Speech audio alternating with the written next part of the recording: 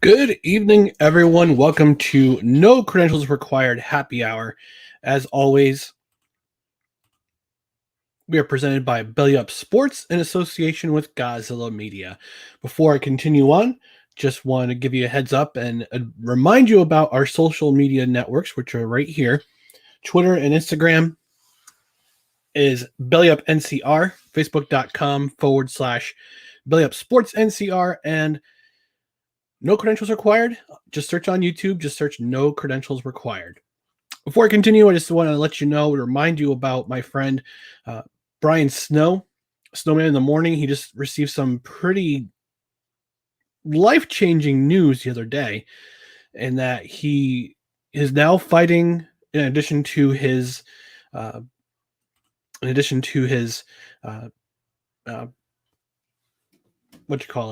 lung clots. Unfortunately, he's also fighting pancreatic cancer. So we're trying to raise some money for him. He's got some bills to pay in regards to his last hospital visit. He's got some rent to pay, unfortunately, too. He's trying to set a goal of $4,000. He has his program Snowman in the Morning, which is based out of Charlotte, North Carolina, and we're trying to help him out. Trying to help a friend out, a friend of the network, so a friend of mine anyway. So if you can go to fundme.com, go to fundme. Just do a search for "Do you want to build a snowman?" It was started by his friend Adam Freeman. They've known each other for a long time, and trying to help a guy out. Trying to help a guy out in need who's in the sports media brotherhood. And if you could spare a couple bucks, go to GoFundMe and help a guy out. We're trying to do something really cool for a guy and who is very knowledgeable about football. He knows his football, but he's also about having some struggles with his health. So anybody, it always comes down. It's funny. Like, life comes down to lessons from Letterkenny, and it's funny that I'm doing life advice lessons for tonight for people in sports. But if a friend asks for help, you help him. So if he's asked me for help, which I have donated, I'm asking you to help him as well. Help a friend out. So go to GoFundMe. Look for "Do you want to build a snowman?" That's Brian right there. He's a good dude. Help a guy out. Do me a solid and help him out. All right. So this is an early edition of Friday Happy Hour. So I got some church stuff going on tonight. So I bet you're asking, but Ryan, you're doing church stuff. What's your beer of the week? Literally water. Not Coors Light, not Miller Lite, not Mick Ultra. Literally water. Life-saving, life-changing water in my undefined nutrition 2.5-liter jug. For those of you who don't know, Brian Shaw, who is one of my favorite strongmen, he runs a company, runs a supplement company. It's called Undefined Nutrition. And I bought a jug from his company, and also bought some supplement company. It's called Undefined Nutrition. He also has his training and clothing, exercise clothing wear called Evolution Athletics. I bought a couple of wrist straps from there a few weeks ago, and I bought a pair. I liked them so much, I bought them for my nephew. So I already got one comment in the queue. My friends from Craft Brewed Sports, whether it's Mike or Scott or Mookie, turn that bad boy into some wine. I wish I could. I'm not Jesus. I could have the power, but I don't know if I had that superpower, I would never be sober. Anywho, so beer of the week is water. So I'll be drinking some water throughout the show, and I hear good old tag along in the background, scratching on a scratch pad. All right, so here we go. Happy hour number 3. It's Friday, and we made it. So here's to the weekend. Cheers, everybody. I know it's like the cracking of open of a can, but bottoms up. Ooh, we have a guest. It's the one, the only Belly Up founder, Mike Brown, co-founder Mike Brown. What's going on, buddy? Cheers to you. What's going on, man? I wanted to check this No, out. How's it not going? much. Not much. I was just about to give some life advice Yeah, for some of the sports items of the week. yeah. I figured maybe this is not the best episode for me to jump into because I'm not. Maybe I can take your advice. That'd probably be the best bet. Well, you've got a hashtag Stop Suicide T-shirt, so there's tag along. But no, that's good advice. Don't stop suicide. So hashtag Stop Suicide. That's some good advice. I didn't even plan that actually. So I just got out of the shower and I said, "Oh, Ryan show's on. I got to jump on." Awesome.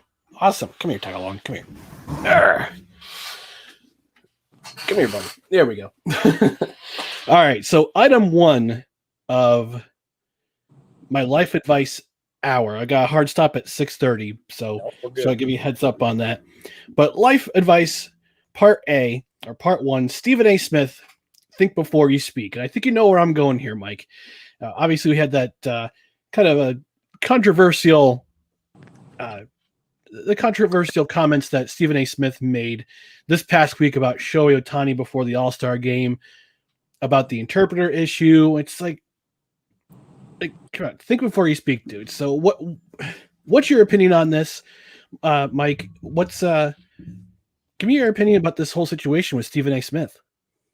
I think at this point, between him and you're talking like Skip Bayless, all these guys, now I think the mainstream media, these guys that are making these millions and millions of dollars, I think now it's just all about shock value and stuff like that.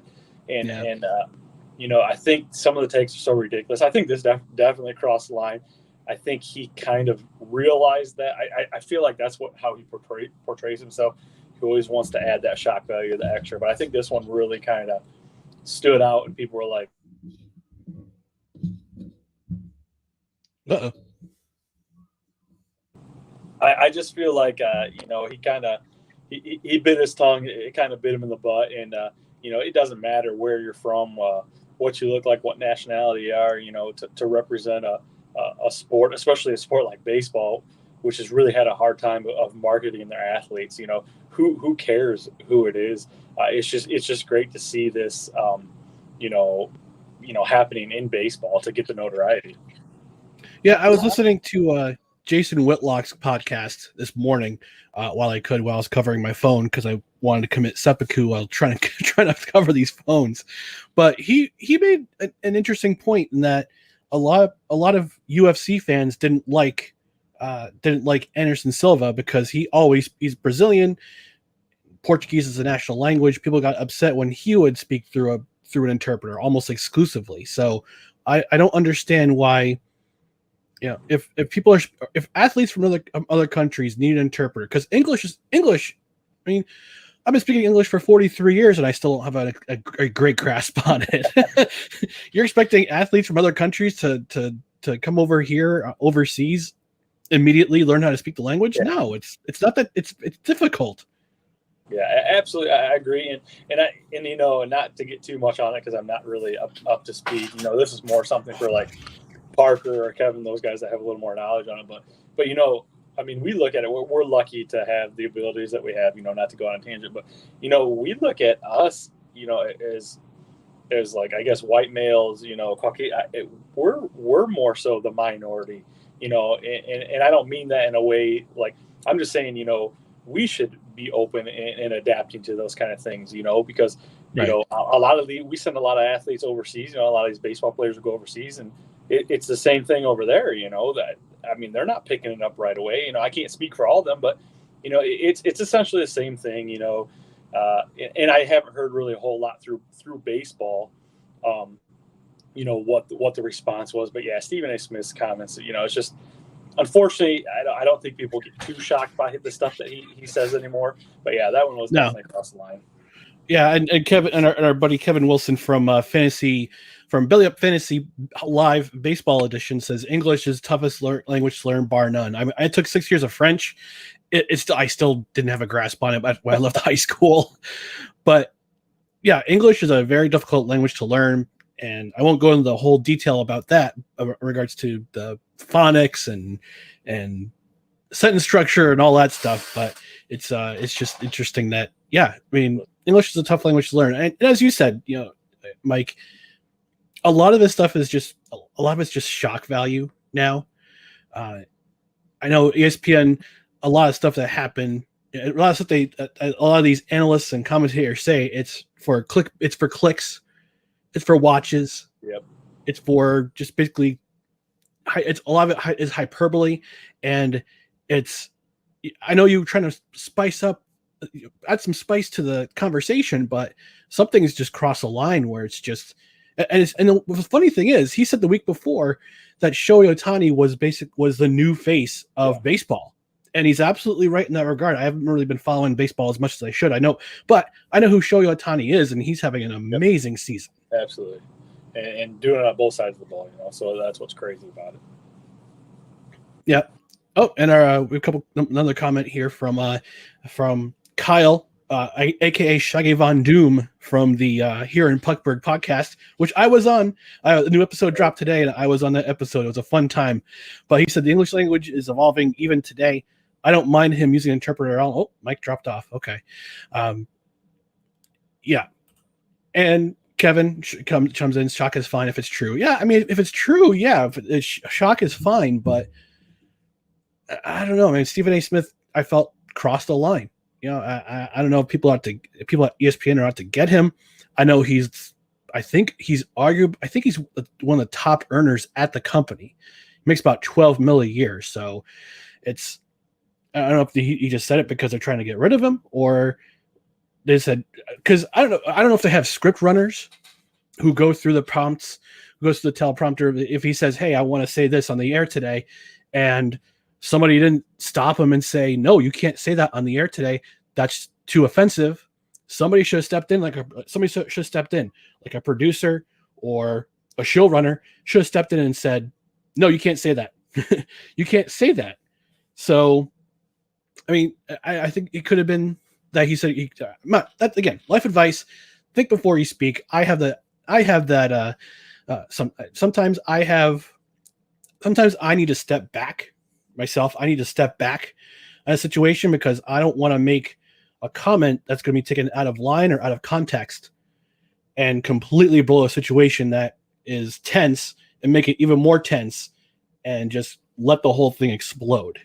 So, life advice number one for StephenASmith: think before you speak, and also go through your showrunners. Make sure this content's okay before you say anything. All right, we got a couple more comments in the comments section. Yep. Kyle from Here in Puckburg, Friday. Absolutely, I agree. And I know who dropped this in. Tom got old Ghazi Bear. Levesque and Gaz live from the Times Union Center tomorrow, 3 to 4:30 p.m. Go Empire. Yep. So pregame show. We'll be live from the Times Union Center during the Empire block party. I'll be there. I'll be there taking photos, and maybe you might see my face on Godzilla Media's website on the YouTube page. So that remains to be seen. We'll see. All right. So second life advice I need to provide to some sports teams and sports figures. To USA Basketball, have a contingency plan. Let's rewind all the way back about 3 weeks ago. I think 3 weeks ago, 4 weeks ago, maybe a month ago. And Kevin Love, God bless him. He's been in the NBA for what seems like forever, even though he's 31, 32 years old. The USA Basketball made a very unpopular decision, and they gave him a spot on the USA Basketball Olympic team that's going to Tokyo, which starts play in literally a week. Yeah, a week from tomorrow it starts, the Olympics start. So he got placed in the Olympic team.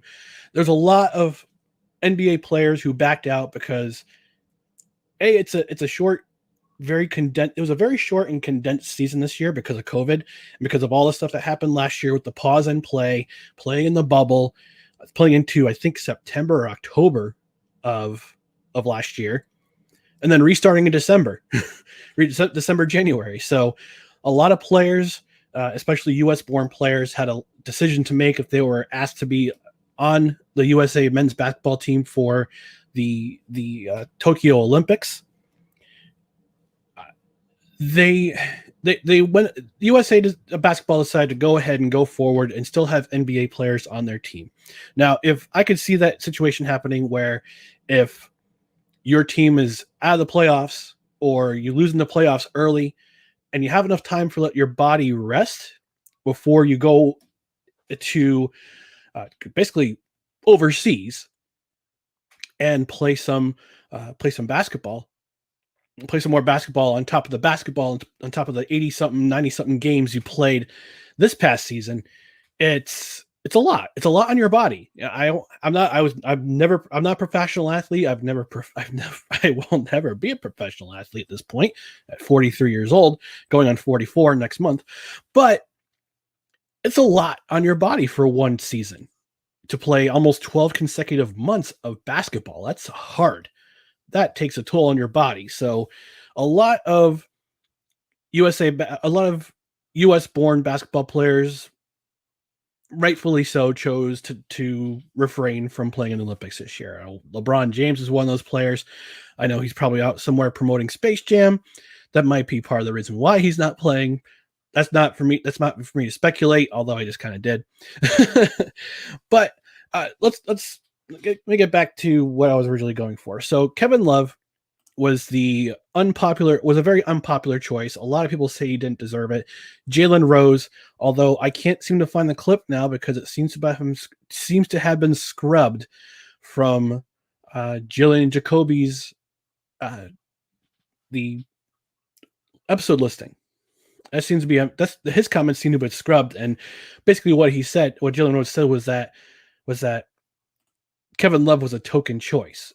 I don't know if it was a lot of people, and myself included, considered it to be racially charged, because he also went on to say that the USA basketball is afraid of an all black team when they had mostly an entirely black team in 2016 during the Rio Olympics that totally ran over everybody. Now, USA basketball has had some tough couple of weeks. They lost to Nigeria in an exhibition game. I think by 90-84. They beat the doors off of Nigeria back in 2012. They scored, I think, 20-some 3-pointers in a single game, and then wound up beating them by 80. And 9 years later, Nigeria, in an exhibition game, upsets the mighty United States. A couple days later, they lose another exhibition game. There's all sorts of turmoil.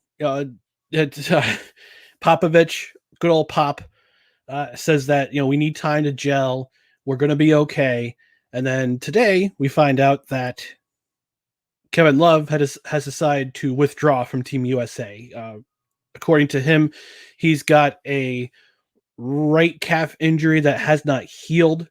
I know he was chosen for a number of reasons, one of them being international experience. He was on the 2012 team that went to London and absolutely ran over everybody, including Nigeria. So he's out.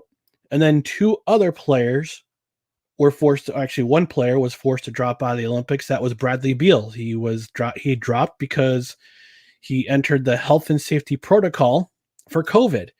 And tonight's game against Australia was canceled because of an abundance of caution. And I guess Australia has stricter COVID guidelines for their athletes. And we kind of the United States has kind of a little bit looser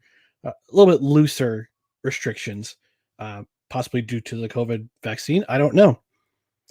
So Mike chimed in. He said, phone died. Was trying to get it plugged in before it died. Epic failure. That's okay, Mike. Well, thanks for stopping by, man. I really do appreciate it. And I appreciate your support for the Friday Happy Hour. You're more than welcome back any other time, when you can.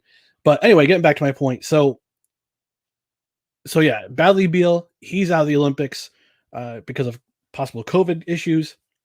Kevin Love, he's dropped out because of his calf injury. So USA basketball, they have added JaVale McGee from the Denver Nuggets, and they have also added Keldon Johnson from the San Antonio Spurs. They'll be taking the place of both will be taking the place of Kevin Love and Bradley Beal, respectively. So where am I going with this? Why? What's going on? Why do you say have a contingency plan? Well, one of the things that USA Basketball could have done in order to avoid this near, I wouldn't say catastrophic, but almost untenable situation, is that instead of using pro players, use the best college basketball players. NCAA Division I. Use the best NCAA Division I, because I tell you why. NCAA basketball, the season is done by the first week of April. That way you have plenty of time to go through a list of players who are either they've already declared for the draft, or they're seniors in their respective schools, and you can select those players who are the most experienced, put them in a camp, have them play each other, do evaluations, have Pop and the executives at USA Basketball select the best college players who they feel can make a run at an Olympic medal. Instead, they keep going on the NBA road, and we've got this going on. We got your best NBA players aren't playing because they don't want to play, or they don't want to. They're trying to heal up from this past season, or they're doing other things. You got players who are now possibly coming down with COVID. You got one player dropping out because of health issues. He missed 46 games this year, and he has a right calf that hasn't healed yet. So life advice lesson number 2 for USA Basketball: have a contingency plan. And they should have thought about this when COVID struck. I know hindsight's 2020, but selecting the best college players as a contingency plan to counteract the absence of NBA stars would have been a great plan. And I think they still would have won the gold medal. I think they're in trouble right now. I know I said a couple weeks ago I wasn't really feeling the Olympic spirit, but that might be true now that United States men's basketball team with a lot of NBA superstars, that team's in trouble. And we're the defending gold medalist 2 times over, actually several times over. And they're in trouble. They're in trouble, I think. Now, I'm not saying that as to be anti-patriotic, but I'm just saying that as a team. That's happening to pro players shouldn't have surprised anyone. Yep. Yeah. Not a shock to me, Kev. Not a shock to me. All right. So my final life advice number 3, comes down to probably the saddest story of the week. One of the saddest stories of this past week, other than the player from the Columbus Blue Jackets tragically losing his life in a fireworks accident last weekend. Richard Sherman. This is one of the saddest stories from the week, and substance abuse is a real thing. Spousal abuse is a real thing too. Mental health is a real thing. Mental health concerns is a real thing. But yeah, I mean, if you saw the video of him trying to knock down his in-law's door, I don't know, possibly under the influence. I know he faces 5 charges right now. Including spousal domestic battery is one of the charges, and I think he had a possible hit and run situation with the Washington Department of Transportation, or he hit some sort of car. It's a crazy situation, and I don't mean that. And I say that, I wouldn't say tongue in cheek, but it's not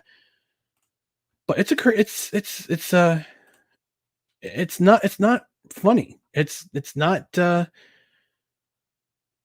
It's not a great situation. So I'm reading the ESPN article. He says he's pleaded not guilty to 5 misdemeanor charges stemming from his arrest at his in-laws' home northeast of Seattle this past week. The charges include 2 domestic violence counts, criminal trespass in the 2nd degree, malicious mischief in the 3rd degree, along with resisting arrest, driving under the influence, and reckless endangerment of roadway workers. Okay.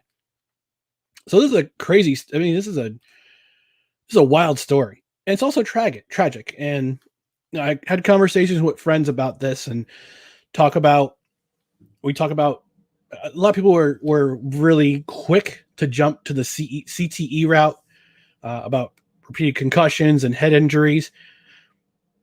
That's a little presumptive, but I think a lot of it has to do with the mental health route with the NFL. And this is just sad. And not because he's a Seahawks fan. He needed help and apparently didn't ask for it. I'm getting to that, Kev. I'm getting to that, Kevin. But we talk about the NFL. We talk about mental health being a very serious thing. And I actually had a tweet this past week. I thought about this kind of heavily on Saturday afternoon, my way home from, of all places, the gym. I just got done with a workout. I was driving home from the gym, and I posted this on Twitter. I wrote, I had this thought on my way home from the gym. Sometimes you need to ask yourself, quote, "Are you okay with you?" Unquote. We, especially as men, tend to wear masks, tend to put masks on to hide our internal pain. It's okay to say you're not okay. Pivot, humble yourself, and ask for help. And it's true. It's true for any profession, whether you're sitting in an office job, a construction worker, or a professional football player. And I know, and we tend to be, as men, we tend to be prideful. We tend to be unwilling to ask for help out of stubbornness, out of pride, out of not wanting to ask for help. Don't be afraid to ask for help. And I don't know if the NFL or the NFLPA, if they're underutilizing their wellness programs, or they're just not putting the message out enough saying, hey, if you feel like you have a substance problem, if you have a substance abuse problem, or you have some mental health issues, reach out to us. We'll put you in touch with the right people. And I know it's tough to say, because to say that, especially in professional sports, because you're afraid you'll be afraid that you'll lose your spot. And the same thing happens for men in the industry. So and to his credit, Richard Sherman put out this tweet this afternoon, a few hours before it went on air. And this is what he says. I'll share on stream. So let me go ahead and share the screen with you here.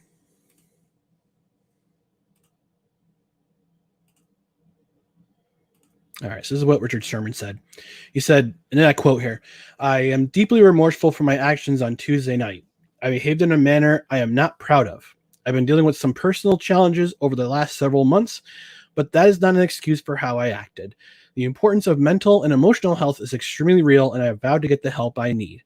I appreciate all the people who have reached out in support of me and my family, including our community here in Seattle. I am grateful to have such an amazing wife, family, and support system to lean on during this time." So, yeah, I mean, again, to his credit, Richard Sherman, and Richard Sherman's got a great story. He's got a great backstory. He came out of, I think he grew up in Compton. He got out of the Compton. He went to Stanford, got his degree. I think he has 2 degrees. It's multiple degrees. I think he has a bachelor's and a master's. Articulate, smart guy, athletic, just an overall good dude. And something like this happens, and there had to be a reason for it to happen. But again, it's pivoting back to the mental health issue. Mental health is a big issue, especially now, especially in COVID times. A lot of people are suffering with mental health during COVID times, especially after shutdowns. We're hopefully getting out of that. There's the light's at the end of the tunnel. I can see it getting bigger and bigger and bigger. Hopefully it's not an oncoming train. And I think anybody who struggles with mental health issues, yeah, it's a struggle. It's a slog. Every day could be a total slog. And I know I see Richard Sherman's anybody can suffer from mental health. It could be the average person. It could be superstars like Richard Sherman. And he's acknowledging that. And it's good to see that he's acknowledging that. He's pled not guilty to those charges, misdemeanor charges, but at the same time, it's just no. But it's good to see that he's admitted he's got some issues, and he wants to work on them. He wants to be a better person, and I think that's a good thing for people, especially men. Life is about growth, and growth. Life is a crock pot. I said this to somebody the other day on Facebook, and she posted a meme about a positivity meme about life and how about circumstances and not life not being a light switch. You just don't turn it on and off. And I said, I replied to her. I said, life is not a microwave. Life is a crock pot. So there's always room to grow, but it's going to take time. And it could take a very long time. It could take your entire life. I mean, there's situations where I've said, I mean, for me, the mentality is, if I'm in a situation where I'm feeling glum, I'm feeling sad, and I don't know what to do, I just say to myself, and I say this out loud, I don't want to be like this anymore. I just don't want to be like this anymore. And either ask for help. I ask for help. I've said this several times on this program. You know, I'm someone who comes from a faith background. I ask the Lord for help. I read my Bible. I'll talk to friends, talk to family, and I just say I don't want to be like this anymore. And I don't necessarily stop. But I mean, I'll still have those. We all have our peaks and valleys. I'll still have my valleys. But if we continually seek the peaks, we're going to stay in the valley forever. So going back, and again, summarizing here, again, life advice. Don't be afraid to ask for help. I'm saying this especially to the men out there who are watching or listening on the audio side. When this becomes audio, don't be afraid to ask for help. Don't be proud. Be humble. Pivot. Be humble. Ask for help. Because there are people who are going to help you no matter what. And if you have your friends and family there, if you have friends and you have family to support you, it's all good. It's all good. And again, it might take a long time for you to improve, to get better, to grow. But life is not a microwave. Life is a crock pot. It's a slow cook. All right. So it's 6:05. I'm going to cut this short, but I do want to thank you all for whoever was watching out there. I do appreciate it. Again, this has been No Credentials Required Friday Happy Hour, presented by Belly Up Sports in association with Godzilla Media. Again, here's our social channels: Twitter at Belly Up, and Twitter and Instagram, Belly Up NCR, Facebook.com, Belly Up Sports NCR, and YouTube. Just search No Credentials Required. I have been your host, Ryan McCarthy. Look, there's my Twitter handle right there. There's a Twitter handle right there. At Ryan, who is Ryan MCC. Next week will be regular time, 7:30 Eastern. And in 2 weeks, I'm going to be in Iowa. Hopefully, I'll be on location somewhere. Maybe I'll be at a brewery. Maybe I'll do it from my hotel room. Maybe I'll be at the Field of Dreams. But I'm going to watch my nephew play at the Barstool Sports Barn Burner Classic. I'm going to watch my nephew pitch in that game. It's going to be an awesome time. I can't wait to go out there on a 16-hour car ride. Yay! But once I get there, I'll figure out what's going on. I'll try to make some plans. Hey, contingency plans. Take my own life advice on where I'm going to do some streaming from in terms for Friday Happy Hour. So stay tuned to the social networks, which again, I'll remind you, Twitter and Instagram, Belly Up NCR, Facebook.com/Belly Up Sports NCR, and YouTube, No Credentials Required. Again, I have been your host, Ryan McCarthy. Thank you for watching. Have a safe weekend, and we'll check in next time.